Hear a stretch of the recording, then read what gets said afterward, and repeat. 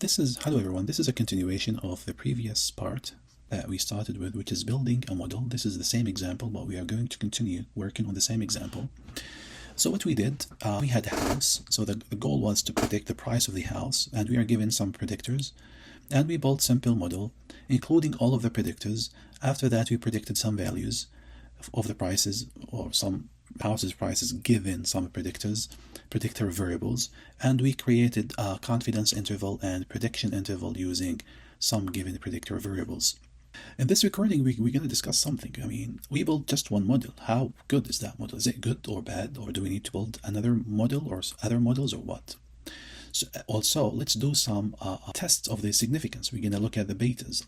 Do we need to include all of the variables or no? Do we need to take off on some of them or no? Do we have a joint significance? Do we have individual significance or no?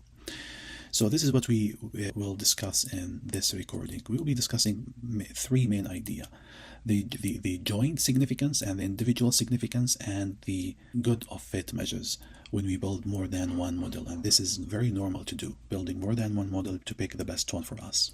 So the first question we are going to do, let me create here subtitle, say joint significance. So at the 5% significance level, are the predictor variables jointly significant in explaining the price or no? Let's state the null, and alternative hype. What is the null hypothesis? Let me use $sign because I need to be like mathematical term. Look, it's h0 equals beta 1 is equal to, I don't want to keep typing, equal 2 equals 3. But by the way, let me do something before this, because we need to remember what we got. So let me call first. Let me go here and create a chunk, and the model is L model, right? Let's run this. So this is the model we got. We got square foot, bits, baths, and colonial house or no, right? So we have 4 betas basically. We don't include the beta note because beta note is not slope, is not attached to any of the predictor variables. So this is my null hypothesis. The null hypothesis means that all of these betas are zeros. All of these betas are zeros. That means none of them should be included in the regression model. And the H1 or the HA alternative hypothesis is at least one of the betas is not 0. So remember, this one we rejected if the p-value less than 0.05, which is the significance level. So we reject the null hypothesis if the p-value less than 0.05. And we fail to reject if the p-value is greater than this value. And to do this, to do the test, we're going to check. We build the model, which is the L model, right? We're going to look at the table summary of L model. To determine the joint significance, we're going to look at 2 values. We're going to look at the F value, and we're going to look at the P value. And specifically the P value. The F value is 27. It's large. It's large or small. I will not focus on this, how large or small is this one. We're going to just look at this one right now. But the most important value is this one, the P value.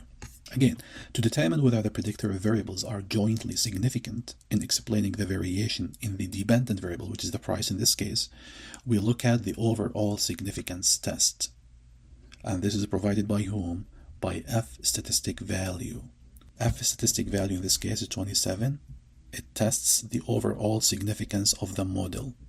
And these numbers are the degree of freedoms. These are 4 and 31 degrees of freedom associated with the numerator and denominator of the F statistics. The p-value is associated with the F statistics is very small in this case, it's about 0. So what does this mean? What does this mean? If p-value is 0, about 0, which is less than, as I said, less than 0.05, because as I said, what is the null hypothesis? The null hypothesis is that all of the coefficients of the predictors are 0. So none of them is useful in explaining the variation in the price. This is the meaning of the null hypothesis. Because we have a very low p-value, which is less than 0.05, this suggests that we have strong evidence to reject this fact, to reject the null hypothesis. So what can we conclude? We conclude that at the 5% significance level, the predictor variables, square foot, beds, baths, and colonial style, are jointly significant in explaining the variation in price. So the model as a whole is statistically significant in explaining the variability in price. What does this mean? The predictors in the model, all of them, or at least some of them, are providing valuable information in predicting the response variable. This is the meaning of this. This is the meaning of rejecting the null hypothesis that, oh, so that means at least one of the B's, if you reject this fact, then you're confirming this. So at least one of these betas is not zero. That means these betas, some of them at least, they are providing valuable information in predicting the response variable. Does that make sense? So you have to write this down. You have to write this down. You have to write everything we said down. Since p-value of the F statistics is less than 0.05, we can conclude that the predictor variables, so we just say all of this. So we do have joint significance of the variables. Now we have to look at what? The individual significance.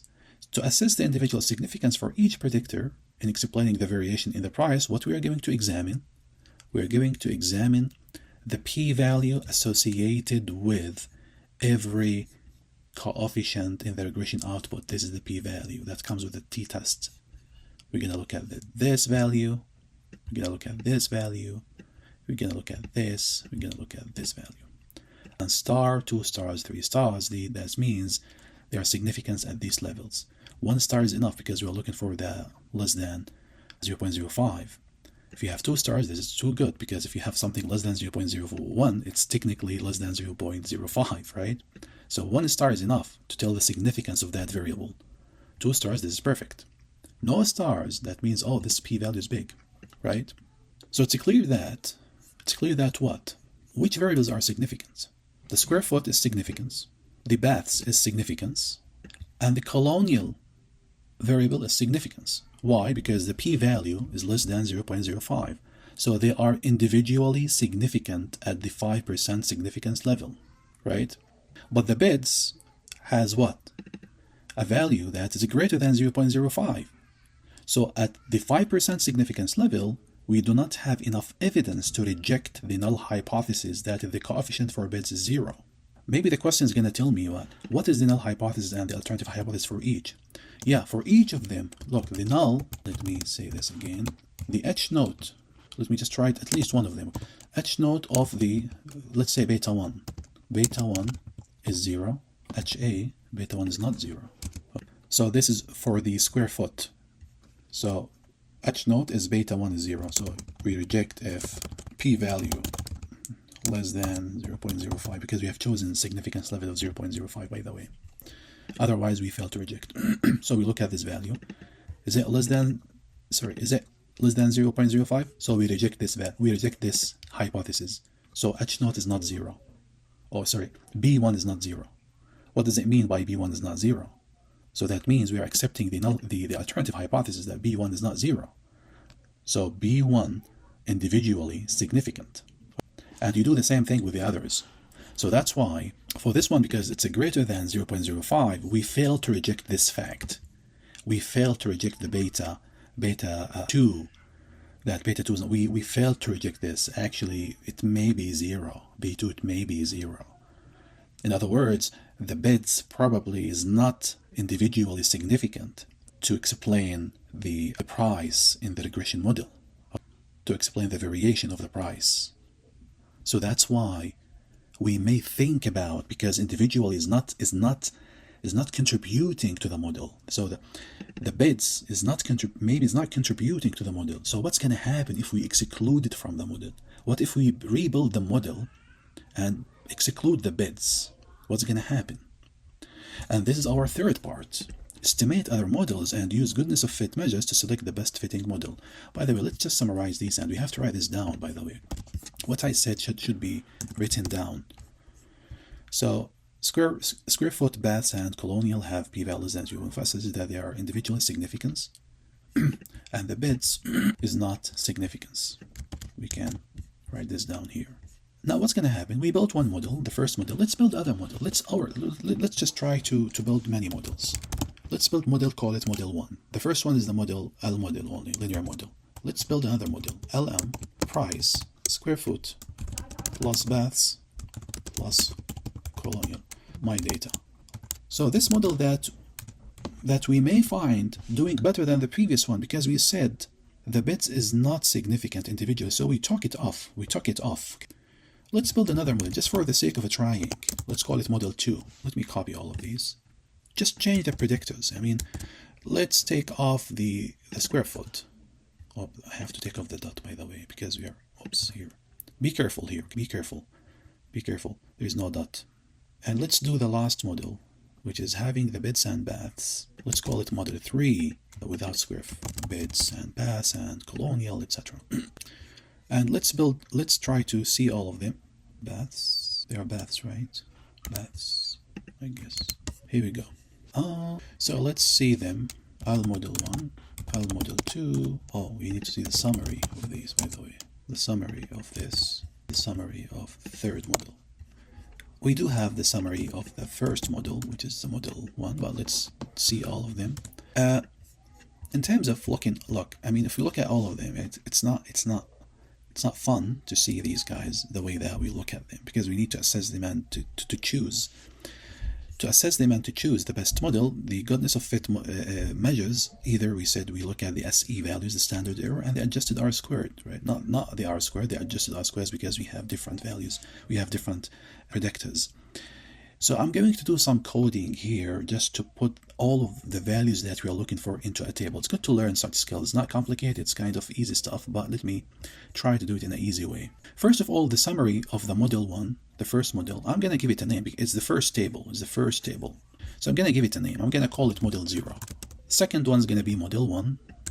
This is model 1, model 2, and this is model 3. So now we have model 0 contains the summary of the model. Model 1, I mean, it contains the summary. After that, I'm going to do what? I'm going to create data frame. This is important. Now, before we create the data frame, let me just show you something. Model 1 it's just a table, so let me run this. Model 0, 1, 2, 3, look at them here. It's a list. So model 1 is a list. List means what? List contains variables, contains vectors, contains tables, contains data frame, whatever. It contains many things. This is the meaning of list. Why I need to do this? Why I gave it a name? I assigned a name to summary linear model 1, linear model 2, etc. Because I need to extract, I need to see only a few or specific values. I don't want to see the whole table. I would like to extract some values.